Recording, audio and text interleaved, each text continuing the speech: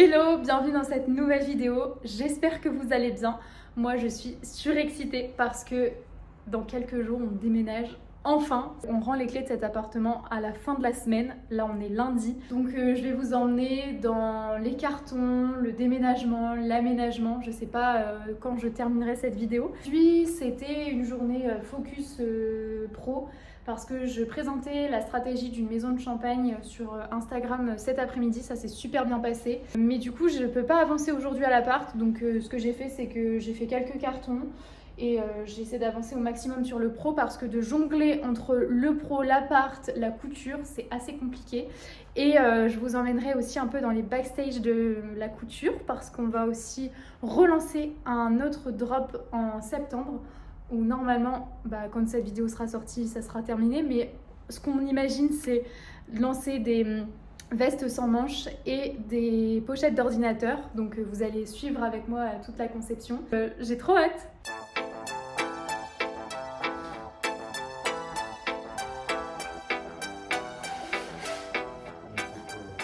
C'est le jour J, le déménagement c'est aujourd'hui. On a fait tous les cartons, c'était assez long, on a démonté aussi pas mal de meubles.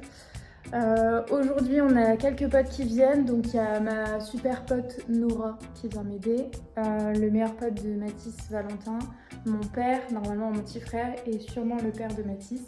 Donc on a des bras pour tout déplacer. Je sais pas combien de temps ça va nous prendre, mais en tout cas j'ai hâte que tout soit bien arrivé en bon état à Reims. C'est toujours le stress des déménagements de savoir comment ça va être transporté.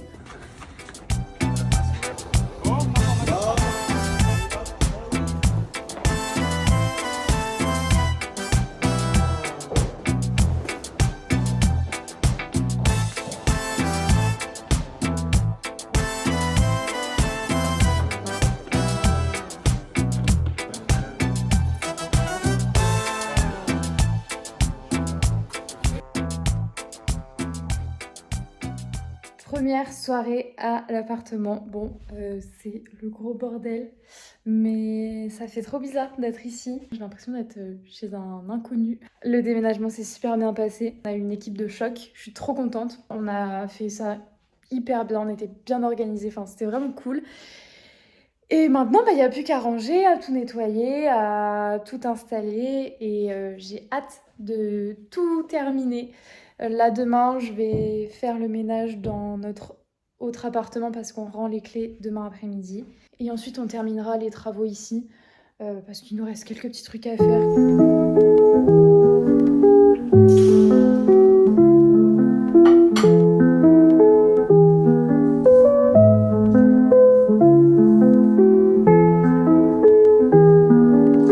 C'est super beau.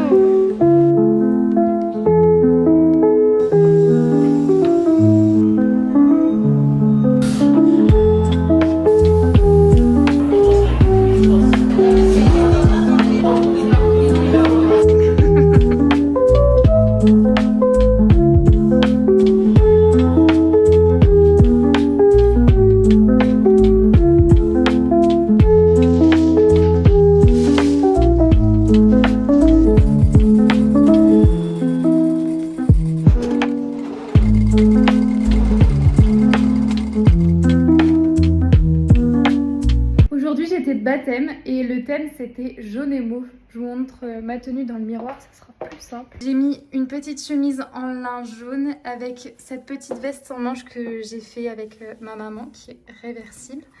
Et en bas j'avais mis mes super sandales de chez Bocage et un jean, je sais plus d'où il vient, mais voilà. Ce baptême était vraiment trop chouette. J'avais l'impression d'être dans un film. Les décorations étaient trop belles. J'ai pas filmé parce que ça reste un moment intime et j'ai pas envie d'exposer ça sur les réseaux sociaux par respect pour mon amie Linda. Les gens avaient joué le jeu, ils étaient tous en mauve et jaune et c'était une trop belle journée. Bon, je vais me démaquiller en même temps que de vous parler d'un sujet un peu moins fun. Cette semaine, je suis allée chez mon pneumologue parce que il y a quelques années, j'ai été diagnostiquée d'une maladie inflammatoire qui s'appelle la sarcoïdose. Une maladie d'origine inconnue qui, moi en tout cas, a touché les poumons, mais qui peut toucher le cerveau, le cœur, les reins et d'autres parties du corps. Maintenant, je suis plus malade, mais j'ai quand même rendez-vous tous les 2 ans chez mon pneumologue pour vérifier que tout va bien. Donc on fait une batterie de tests.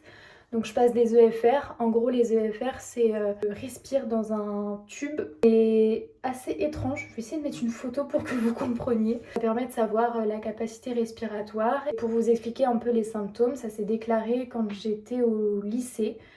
J'avais beaucoup de mal à respirer quand je faisais du sport et mon médecin pensait que je faisais de l'asthme à l'effort alors qu'en fait c'était le début de la maladie et plus le temps passait et plus ça s'aggravait, c'est-à-dire que je n'arrivais plus à respirer, je marchais, je mettais le double du temps, je pouvais plus faire de sport sans tomber dans les pommes. Pourtant j'ai été très sportive donc ça a été très compliqué d'arrêter le sport du jour au lendemain. La pneumologue de Lille m'avait dit qu'elle touchait principalement les hommes de plus de 40 ans qui avaient une mauvaise hygiène de vie.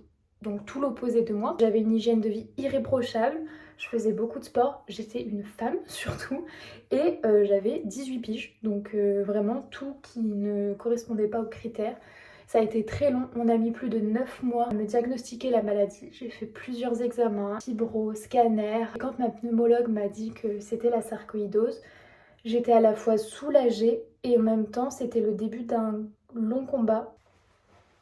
Je disais, c'était le début d'un long combat parce que j'ai commencé à prendre des médicaments assez conséquents. Je prenais de la cortisone à forte dose. Pendant presque 9 mois, j'ai perdu l'équivalent de 10 kilos.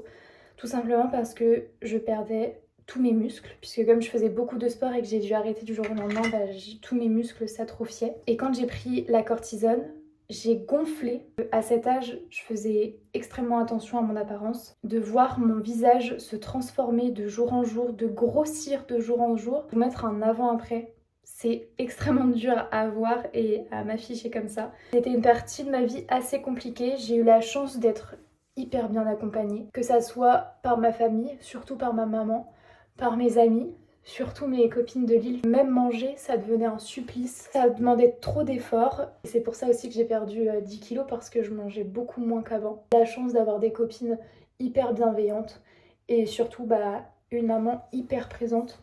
Pendant toute cette aventure, je l'ai vécue en me disant que c'était pas si grave que ça. Alors forcément, ça a impacté une partie de ma vie d'adulte parce que quand on sortait, je devais rentrer plus tôt, j'étais beaucoup plus fatiguée que mes autres copines, je passais beaucoup de séjours à l'hôpital, donc j'étais moins en cours que les autres. Pourquoi je vais pleurer? Non, non, non. Mais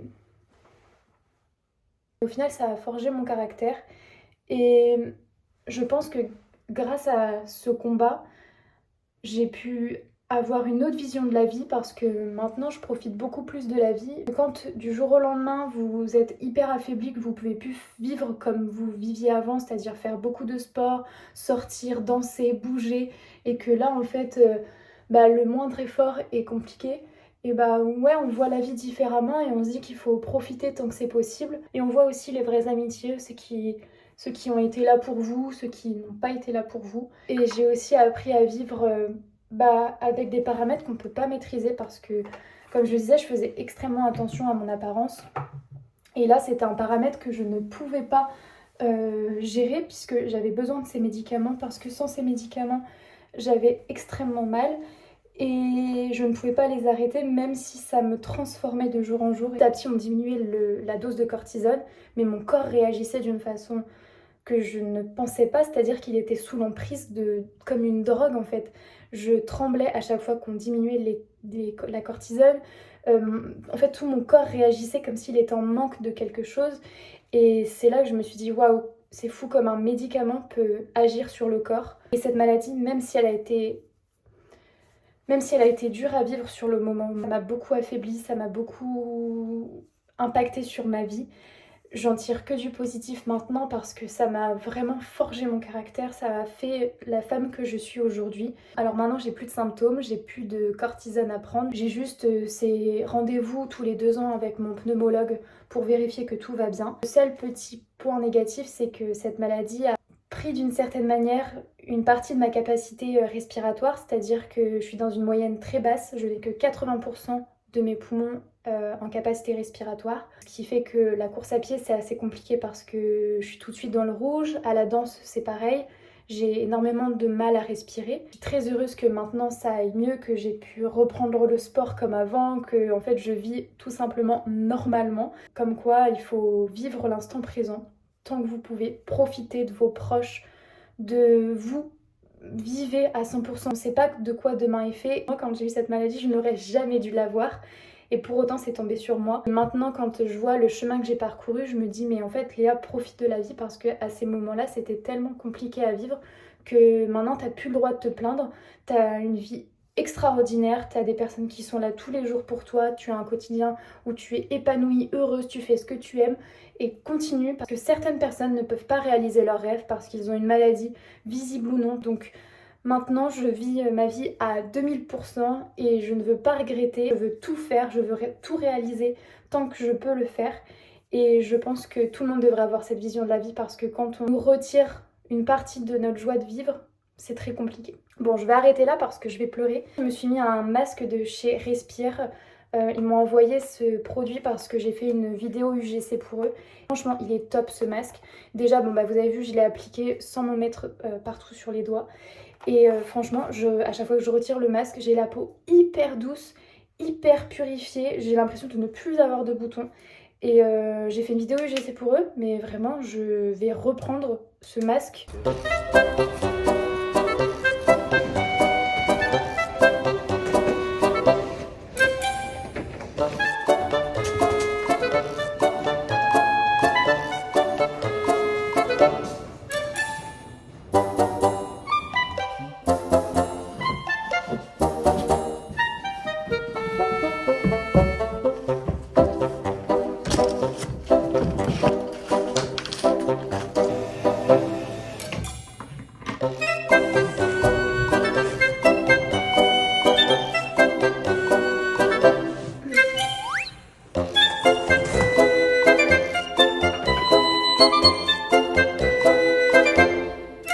Bon, ça fait plusieurs jours que j'ai pas vlogué, mais il s'est passé pas mal de choses. On a reçu notre dressing, mais on n'a pas tout reçu. Donc c'est encore le bordel, on n'a pas les portes, il nous manque un caisson, enfin bref, il est temps qu'on reçoive tout. On a aussi acheté une télé, voilà, c'était l'achat compulsif de Mathis, mais il fallait qu'on change de télé parce qu'elle était vraiment trop petite. Et sinon, on a lancé notre drop avec maman et je voulais vous montrer un petit peu les choses qu'on a faites. Donc des housses d'ordi, donc on a fait ce modèle-ci et ce modèle-ci, avec l'intérieur comme ça fleuri. On l'a lancé il y a 2 jours. On a eu quelques commandes, mais il faut que je relance des communications parce que on a encore du stock. Mais pour ce drop, c'est pas vraiment un drop du coup parce que on attend d'avoir ça en format de précommande finalement pour avoir les bonnes dimensions des ordinateurs. Et on a aussi fait des petites pochettes qui vont avec pour les chargeurs et les vestes sans manches, vraiment gros coup de cœur. En rose comme ça et elles sont réversibles. Et la deuxième qui est parfait pour cet automne avec un petit motif fleuri automnal. On a eu 3 commandes pour le moment pour les vestes sans manches, donc il va falloir qu'on crée ça. Et on a eu je sais plus combien de commandes pour les pochettes d'ordinateur. C'est un peu frustrant parce que on n'est pas hyper connu pour le moment, c'est normal, on s'est lancé en juin. Donc les commandes qu'on a pour le moment c'est des amis, d'amis, mais pas encore à l'échelle que je voudrais. Donc c'est hyper frustrant, mais il faut savoir prendre le temps et je sais qu'un jour ou l'autre le travail payera. D'autant plus qu'on n'aurait pas dû se lancer aussi rapidement. Certaines choses ont fait qu'on n'a pas eu le choix de se lancer maintenant. D'ailleurs, ça a été un moment assez compliqué à vivre. Moi, c'est encore assez compliqué de parler de tout ça. Mais voilà, on est trop contente d'avoir lancé ça et je pense qu'on va passer sur de la personnalisation parce qu'en octobre, on aimerait faire un focus sur des sets de table et peut-être sur des sacs ou je sais pas encore ce qu'on va faire en autres produits, mais des sets de table il faut les personnaliser parce qu'on peut pas imposer un modèle pour un intérieur, ça dépend de chacun. Donc on pense à faire de la personnalisation, il faut qu'on se bouge les fesses pour gérer tout ça parce que c'est une certaine logistique, surtout qu'on n'a pas de site internet pour le moment. Mais voilà, on est plutôt contente et là je vais emballer quelques petites commandes. Je voulais vous montrer, ça c'est une personnalisation, j'adore, il est vraiment canon, je pense que je vais m'en faire un. Il est trop beau en petit Vichy comme ça. Et ensuite c'est des pochettes à bijoux, un petit bandeau, une trousse de toilette personnalisée avec la petite trousse à bijoux. Et il faut également que j'emballe cette trousse qui était une trousse pour un jeu concours qu'on avait fait sur notre compte Instagram. Et je vois la gagnante vendredi, donc je vais lui emballer tout ça. Je suis trop contente d'être enfin posée dans cet appartement. Là je vous parle sur mon bureau, bon il n'y a rien d'aménagé, il n'y a pas mon ordi, il n'y a pas mes crayons, il n'y a pas tout ça. C'est assez dur parce que moi j'aime bien les rentrées, surtout que là le 1er septembre c'était un lundi. J'aime bien que tout soit carré, d'acheter mes petits carnets et tout. Et donc là, j'ai pas pu faire ma rentrée prévue. Mais ça va venir. Et là, ça me permet de retrouver aussi un rythme. Parce que du coup, Mathis a repris le travail. On fait mes petites routines.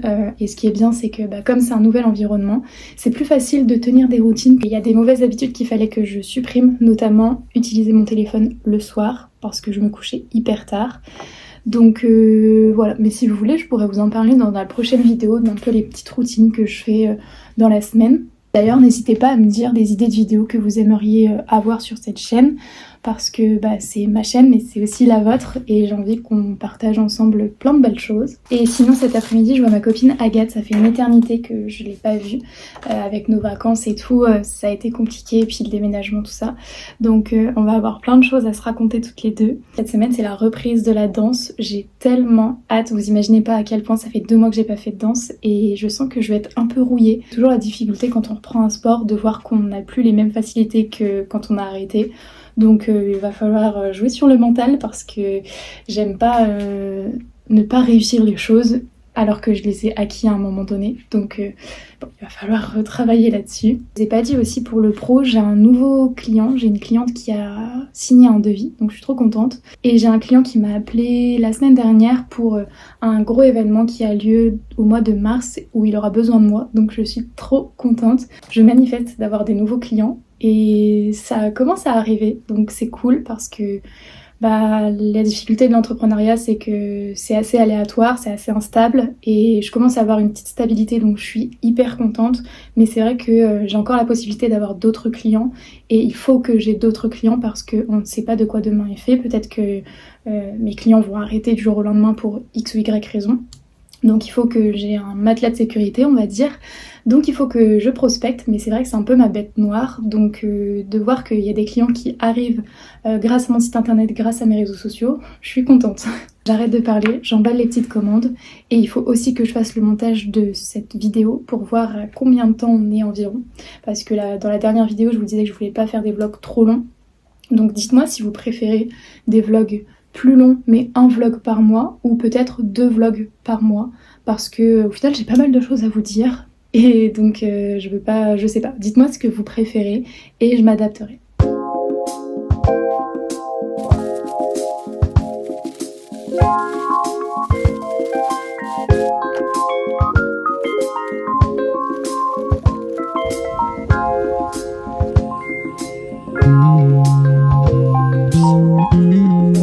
Sinon j'allais dire.